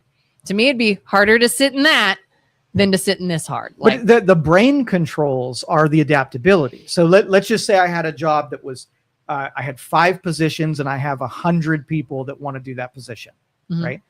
And let's just say you had has that space reserved, right? But then I created a new rule that says I'm just going to take of the 100, the best 10 or best 5 to fill that position. Now, in your brain, would you show up that day knowing that if you didn't, the next person in line would be able to take that spot, right? So now it changes. It's not what as at my pleasure. It's what I'm willing to compete against, and I want to be chosen rather than, once human beings are just a commodity where there are far fewer places to fill and so many more willing people to fill them. Now you lose the power of being able to say it's my way or the highway, right? Because there's 19 other people waiting to take your spot in a heartbeat. Yeah. But if it's people are robots. Yeah, like if that classroom only has 100 slots and you're like, you know what? I feel like the weather's just too shitty for me to go to class today. And if you don't show up that day, the next person slides in there, you're put back on the waiting list. Yeah. Do you take the weather? Was it so bad you couldn't go, but knowing you could be replaced made it so that you're like, maybe I am really willing to go out in the rain today? Yeah. Yeah. Let's see. Kelin, have you been seeing the stats on population collapse? I hear it's collapsing. Sacrificial. In like 5 different reasons for the collapse. I saw a video of a younger person, probably in their 20s, talking about population decline. People aren't getting married. People aren't having kids. People aren't whatever. And he said something that I feel like I keep saying and agreeing with. We've talked about too, that like there's dating apps and people don't really feel the need to commit. You can kind of just go find another. And he said, everybody's self-conscious now because everything is being recorded. Why do I put myself out there and go on a date and risk this awkward weirdness? I feel like I'm like constantly being judged, being watched, being recorded. And that really makes people not want to go do things anymore. It might be a reason. It's not the big reason. I think it's a reason. I think technology and social media I have seen have dulled a lot of human activity. Bigger reasons for that. And they're more obvious than that. Like what? Why do people do things? Enjoyment? No. Yes. No. Okay. Why do people do things? The incentive of benefit, right? So if you go to Cedar Point, benefit. It is. If you go to Cedar Point, yeah, right, and you pay $150 for Fast Pass, yeah, and they only sell 100 of them, it's yeah, pretty special. And you're willing to part with $150, so you don't have to wait in line, you don't have to, be hot and be around congested people. You can just get on the ride and do everything that you want to do. You're willing to pay and make a sacrifice for a benefit.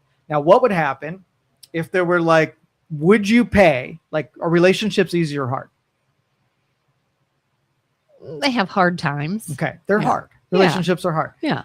What if I can save you from doing the hard thing and giving you access to all of the benefits? So now, right, you get the benefits of not having to wait in line.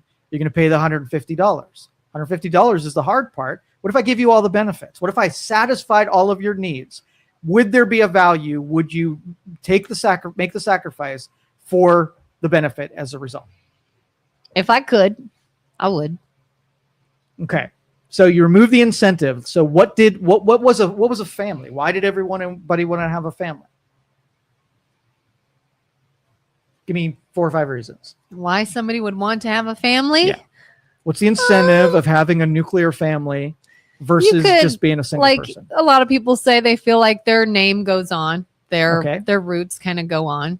Go ahead. Lineage. Love. Some people say women, they say there's a very innate biological need to reproduce and love this thing. And I think that's a real thing. A lot of times we're driven by biology to feel the need to.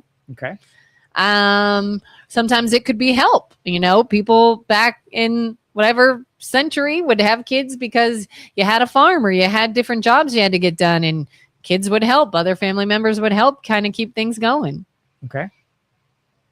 Not a bad list. The lineage, Yeah. it's easier to create legacy when you have more people working on it, where you're laying down cover fire for me while I go slay the dragons, and then something doesn't fall apart because I can't pay attention to it. You have kids that can be nurtured into being producers themselves and add to that legacy. Sexual gratification, you have someone that's not going to bring disease and injure. You have safety, and you can take that off of your radar so you could pay attention to other things. Mhm. But if I gave you all the benefits, I get sexual gratification anywhere. I have an infinite amount of choices where I can date infinitely and get all of the cool parts of having a relationship and never really have to commit to anything. Mhm. I can do everything myself because I'm boy boss, girl boss, right? So there's not really a reason to enter into a messy relationship where you could get half your shit taken, get a disease, or be free from a disease, really accumulating wealth through legacy. Like, get your heart why would you do broken. it? I wouldn't make. And so if procreation was a result of having a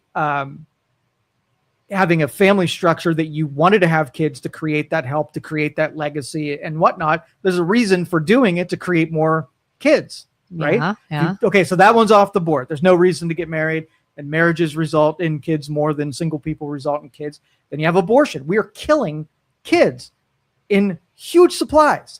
When you kill your infants, you have less of them. Like, that's an obvious connection between the two. Yeah.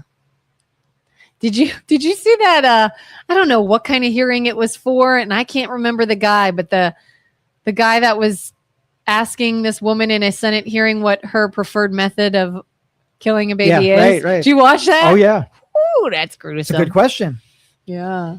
That's not how pricing works. If you look at how companies price things, they never price based on what things are worth. They price things on what you will pay. But there's two factors. You have your pricing, and then you have the market value. And those two things have a relationship with one another. Pricing things below cost is a bad way of doing business, but also undercutting, and not like if oil is selling at $120 a barrel, that is what the market is yielding. It would be insane to charge less than what the market could fetch on something. Yeah. So both of those are. But yeah, I mean, I think marketing is a real thing for price. I heard one time, no bottle of wine costs more than $10 to make. Yet people pay all kinds of money because of the marketing. Right. Starbucks. You think Starbucks is actually far better than any other kind of coffee? No, probably they're not. terrible and burnt. It's marketing. That's let's see. They price things on what you'll pay. Look at how car prices have exploded. I would love a Civic Type R, but I'm not paying $50K. That's what they cost. It's not worth $50K. And then not you choosing it, the market responds to what people are willing to pay. And if you don't pay it, someone else does, then they keep it at $50K. You just have to pick something that's not what you want and go in line with what you can afford to pay. Yeah. D says you got to control the energy around you, not remove everyone from your circle. But what if everyone's energy needs to be removed? That's a good question. Yeah, that's difficult to do. That's very Franklin difficult to said, statistically not true. I must have missed what he said. Statistically not true. What did Frank say? The IT guy still has to go plug it in before the manufacturer can remote in. Still going to be necessary, at least one job, the plugger inner. If you don't plan and try to rush something, that's hard. If you think, I can't read that. Think it out over time and plan for the best options to tackle the hard parts. Life gets easier. Man, we're getting into philosophy pretty hard. Mm-hmm. It just appears that AI will eliminate intellectual, physical, and societal interactions. Just add drone delivery to it. But and you wonder, skills that we will obviously shed as long as we have a dependency on technology. It does. So you use GPS? Do I use it? Yeah. Yeah. In your glove compartment, do you have a map? Like a physical paper map? I don't even know. Okay. So you shed the tool of having a map because it used to be necessary and now it's not. Do you feel like you should still carry a map just in case your GPS decides to not give you what you're asking I don't think for? I could use it. Okay. So there will be a point where all of the skills of map reading will go away, and there's not anybody arguing like they might have, like what happens if you don't have electricity? There might have been those cynics at the beginning that says if you go down this path, you're going to be dependent on technology. Do you know, I'm sorry, I'm silently panicking right now because you just reminded me the other day, my husband handed me something and said, put this in your glove box. I don't remember what it was, and I have no memory of actually doing it. I'm going to have to call him when this is done. I don't think I put whatever this was in the glove box. I bet you don't even have gloves in your glove box. Psycho women and cancel culture. Yes, and that pendulum is swinging back in the other direction. Feminists just went crazy and culture tolerated it. James O'Keefe doesn't help the dating scene either. That's true. James O'Keefe. Who's that again? I know that name. You don't like James O'Keefe? I don't. No. Who's James O'Keefe? So he's a very vigilant undercover reporter that does sting operations, puts, usually gay dating sites, and meets up with people who during the dates he's recording, and they spill their guts on things like COVID and pharmaceuticals and government contractors. And is he the one who recorded was it a prince or something in England talking about he was on a date with a woman and probably it might have been Epstein or something. I can't remember. So if you think you're going to be ensnarled in being recorded for something that you say, then that would, I'm just saying that younger people feel on the spot all the time because they're constantly being recorded and it makes them want to not do anything. Dinks are the worst.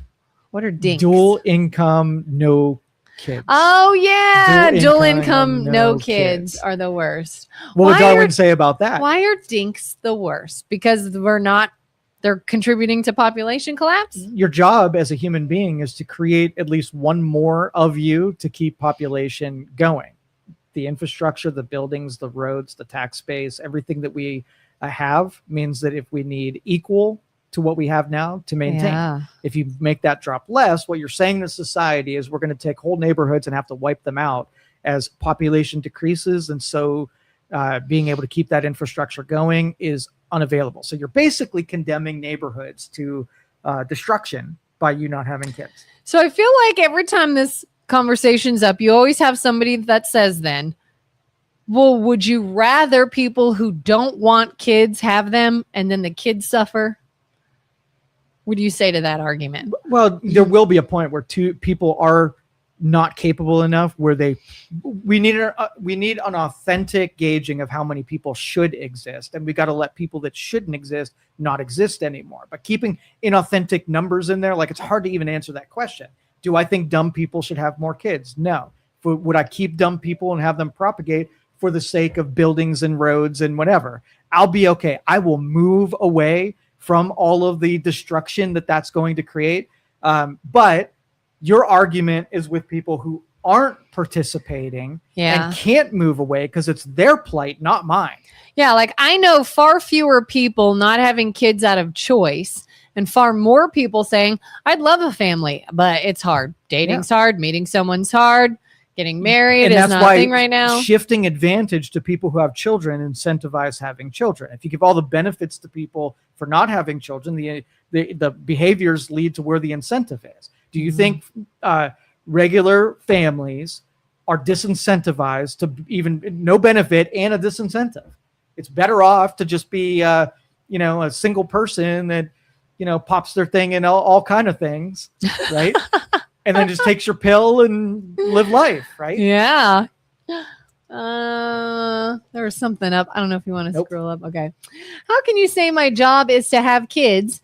My job is whatever I want it to be. People are avoiding having kids because the financial cost is too high. Yeah. And that's, again, that's very either selfless, where you're doing something for culture at whole, or selfish is I want to do what I want to do. And that's, I'm cool either way. Yeah. I mean, I can remember a family member one time asking us like, hey, when do you know you're ready to have kids? And it was like, you won't be. Yeah. If you wait, it'll never happen. Yeah. If you want to take and say my purpose is to, go through everything I want to do and experience all the expressions that I think I'm built with, you owe to the future to explore those gifts, right? But then you can't say, well, I don't owe the future to making sure there are enough babies and having enough families to prop up everything that we enjoy today. It's either the principle is that you owe the future some selfless acts at times, or you're all selfish and I just care about me and whatever. It doesn't feel like progressivism and liberalism can go selfish at a certain point when all they do is talk about what everything needs to be charitable, and all of a sudden you want to get selfish about, I don't want to. Yeah, like, well, I can do whatever I want, but then when you see the effects of it, you're like, well, why is nobody doing this? Well, because remember, they can do whatever they want. Right. For the record, I have 2 kids.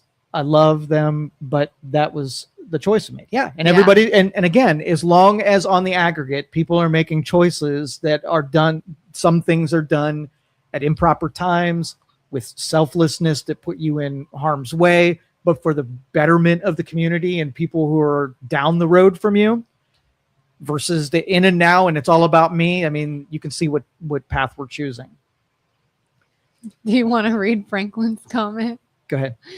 Oh, I was going to let you read it. Oh, the best thing about safe sex as a baby boomer is online free porn relaxation without conversation. Yeah. You gave the benefit. Yeah. It used to be hard. If you wanted to get some play, you had to sacrifice things you didn't want to do to get something from someone who could say yes or no.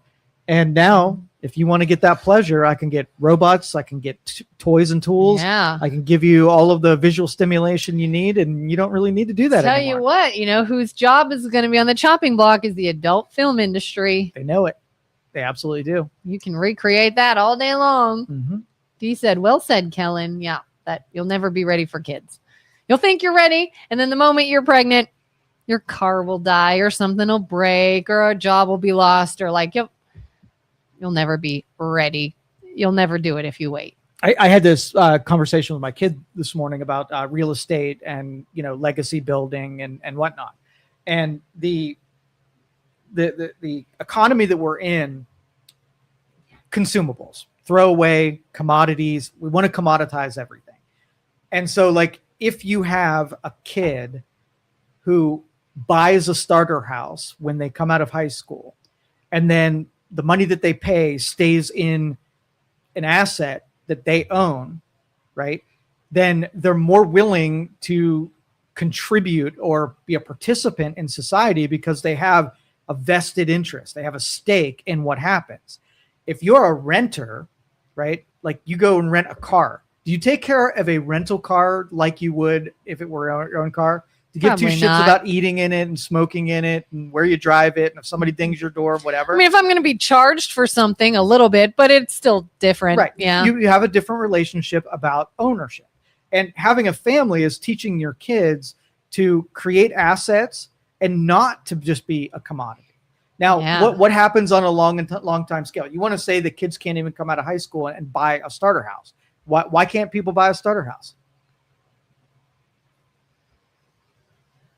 They don't have money. No. Or ability. I don't know. Why? There aren't any starter houses. That's a good point. Yeah. Okay. Yeah. So why aren't there any starter houses?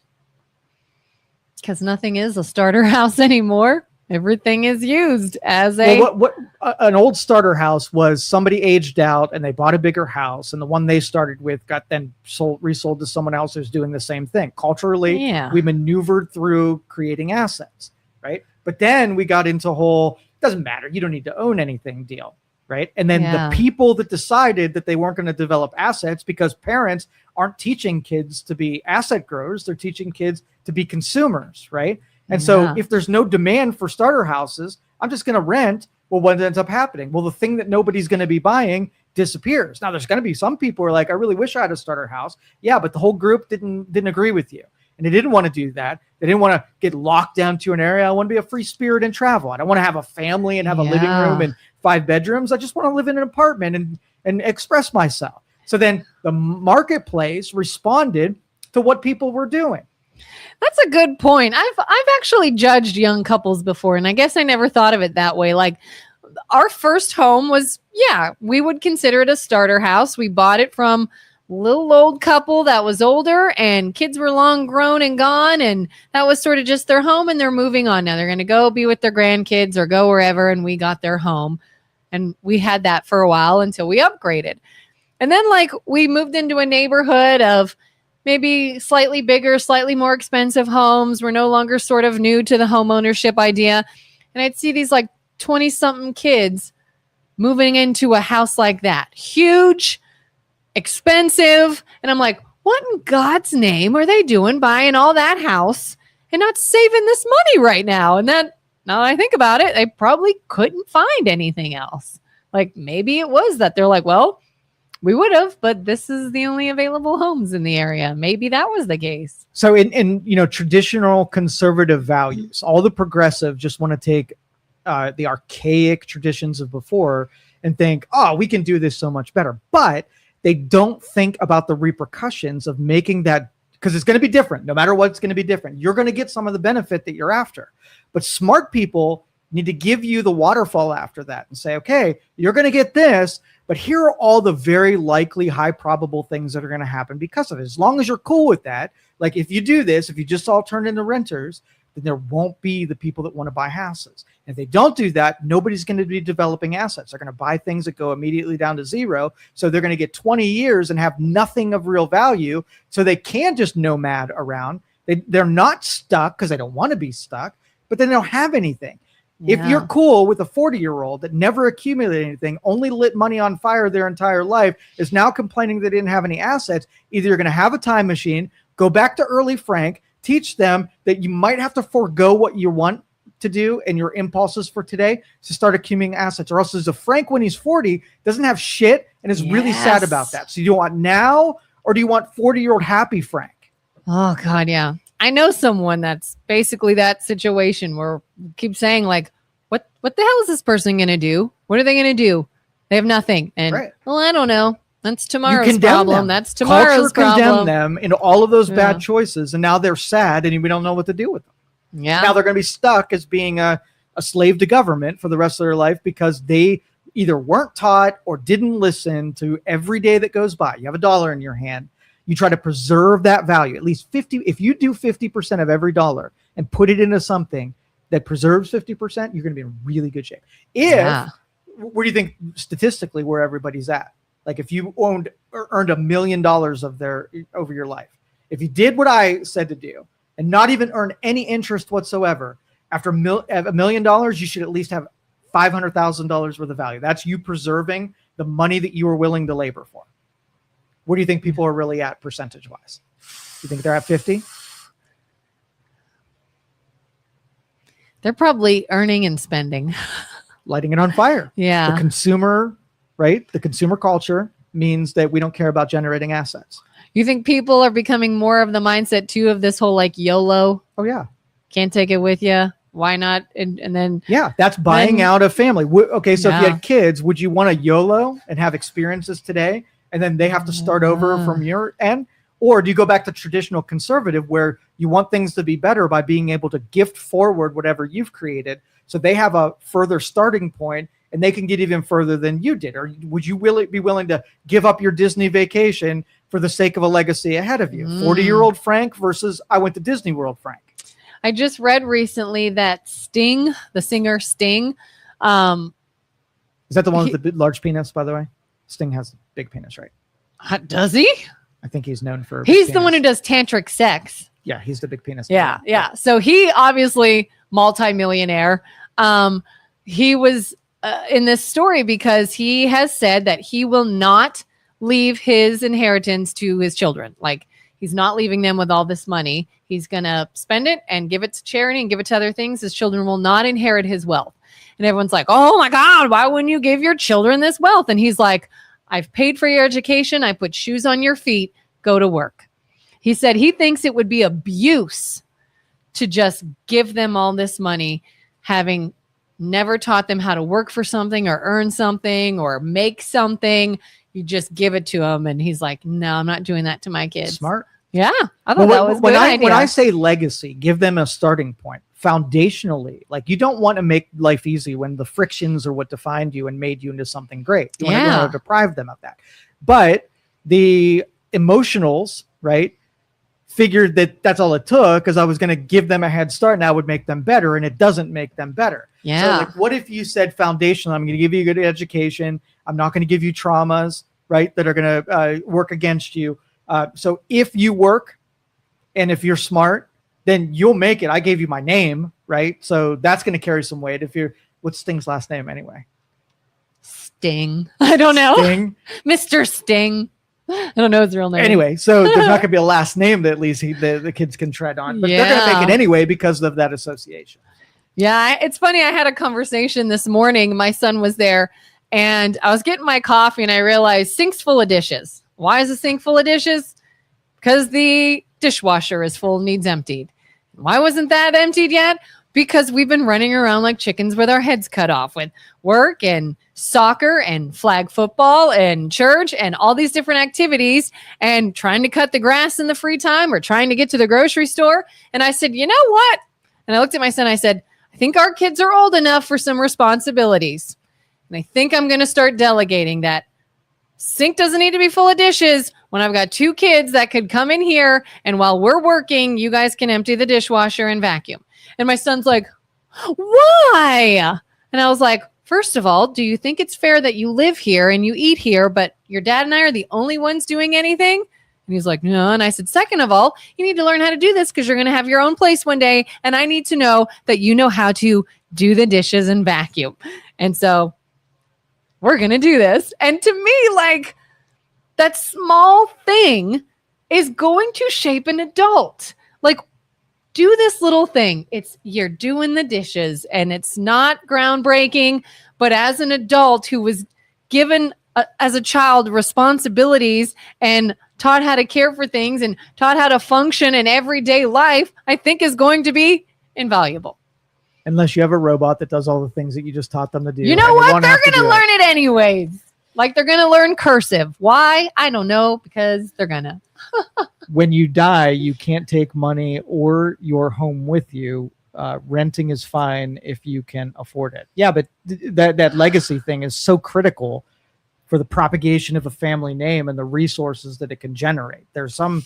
Yeah. And how do you feel about the renting is fine if you can afford it. You can't take your home with you. I got it. But how about when you're not dead? And how about when you're just trying to gain assets, money, you're trying to provide for yourself or families? Like, wouldn't you want to own so that you're kind of staying in the game before you're dead? It's a temporary deal. Like, you don't rent a car and use a rental car every day because you know it's the most expensive way of living. And in a pinch, you need to rent for a couple months. Do it. But that shouldn't be a lifestyle. Right. You should be trying to convert what you make into some kind of asset that's yours. Like renting is, people say, well, when you rent, you're just kind of throwing your money. But when you own, you get something out of that. So why would you not want to get something out of that? Consumables. If at all possible. Yeah. Jimmy says, I am proud to be an outlier on that. As the saying around town goes, I still have my first communion money. Yep. Is I suck there? No. I suck there. What? No. So it's not his fault to push his kids into independence. It's not his fault to Sting? Yeah. So it's not his fault. It's a good experiment. And that's what parents should play with, and some kids can handle. Like, I know there's some kids that even if you gave them a really soft cushion under them to get started in life, they would not take that for granted and they would work hard anyway. But if your kid's a slacker and you gave them all the cushioniness, they might turn into some, apathetic slug. So, you got to know your children. Yeah. My year-old son about lost it when I told him taking the kitchen garbage to the dumpster was a boy job. When you own, you don't lose it all. That's true. And that's I talk to people like you have $100 in your pocket and you keep it in your pocket and you're just going to spend it versus taking the $100 and just putting it in the stock market. There's a bigger fear about putting it in the stock market and losing it all and getting no enjoyment out of it versus putting $100 in your pocket, not be able to tell you where the $100 went and even that it was great or exceptional or whatever, and having zero anyway. Right. Mm-hmm. But they'll make that argument all day that the stock market is more risky than it being in your pocket, especially without disciplines. Yeah. Question. I have an 11 and 13-year-old and they live so nasty with trash everywhere. Is that normal now? It can be. Can be. I've gone into my daughter's room and been like, why do you have dishes in here? Why do you have garbage sitting over here? Throw this stuff away and act like you know how to be a human being. Okay, so children's bit. brains, they develop slower, where they are by default more impulsive and in the moment, and they're not forward thinking. They're not looking a year down the road. They can't plan like adults can. Yeah. And the making adults as infants, right? We are doing the same thing to adults, where they're not looking in the moment. They're not planning for the future. They're not looking at real math down the road. So we got a bunch of adults that aren't behaving like an adults, teaching adult or kids how to be adults when they don't even behave that way themselves. Yeah. So kids are like that because of biology at this point, but that you can learn through that. By the time they're 20, if they're still doing that, I would probably have like my kid will want something when we're out and about, and they'll be like, well, I have money. I have my own money. Can I get it? And I'm like, please don't blow your money on that. Like, that's a really bad decision, but that's how they learn. Because you get from renting isn't a physical object. You gain the ability to move. You gain stability from your landlord to fix things for you. You may be able to do an arbitrage where your renting is cheaper and the difference can be invested in something else. Yeah, if you do those things. And the trap is that you don't do all those things and you just accept it as part of a lifestyle. So, for instance, I use the landscaper. Someone cuts my grass for me. Now, if I don't have to buy a lawnmower and I don't have to do gas and I don't have to mow the lawn, I have savings by paying someone else to do it, right? Mm-hmm. I can make that justification. Now, if I have three choices then. One, I'm going to take the time that I would be mowing the grass and invest that time into something that has a net positive. And as long as it's greater than what that cost is, then I've created an asset by having someone do my landscaping. Yeah. Right. Number two is I'm at parity, right? So $100 I pay, $100 I make. I'm not worse off. I'm not better off and whatever. Or I can, third choice is I could pay the landscaper, do nothing with that time, and maybe even do some destructive. So there's a net loss by having done the thing. So everything like renting or landscaping could be good if you do it right. It could be terrible if you don't do it. Like if it's worth it to you to pay someone like maintenance person to come in and take care of things for you, okay. Or if it's yours and you do it yourself and you don't have that cost, you now pocket that money. You know, it's kind of, where do you see the value basically? And what you're getting versus what you're paying for. Right. So if you, let's just say you bought a duplex and you lived in one half of it and your renter actually paid the mortgage on it, Mm-hmm. right? And you basically live for free. That's one-upping the whole investing it in something because you're renting from yourself. Yeah. At the same time, you own the place that you rent from, right? That's a double dip. Yeah. But it's kind of risky. Like my husband and I, every so often I'll have this conversation like, could we buy this house and make it a rental property and get some money from that? And then it's like, oh, but you're really banking on renters not destroying it and costing you an arm and a leg. Right. Or renting it. Like, can you afford it if you have no one who wants it right now? Like, yeah, everything's kind of risky. Yep. And there was a lady who really wanted to buy a BMW, right? And she was really good at asset creation. And she can justify lighting half of the value of a BMW on fire. And so she couldn't buy herself a BMW until she figured out a way to write it in her brain. And so instead of buying the BMW, she bought a duplex. And she used the money that the duplex was generating, and the duplex bought the BMW. So in her brain, she knew that it was still an asset that was consuming off of it, but it wasn't her labor that was paying for the BMW. It was an asset she bought was paying for her BMW. That's a different way of thinking about things. It could be really great. Comes with risk. Right. Yeah. Ooh, we're almost out of time. All right, let's get out of here for today. Thank you guys for listening and watching. We will catch you next time. Bye. Thank you for listening to this show on Youngstown Studio. This is original Youngstown content. Feel free to share our videos and tell your friends about us. Don't forget to subscribe to our YouTube channel and follow us on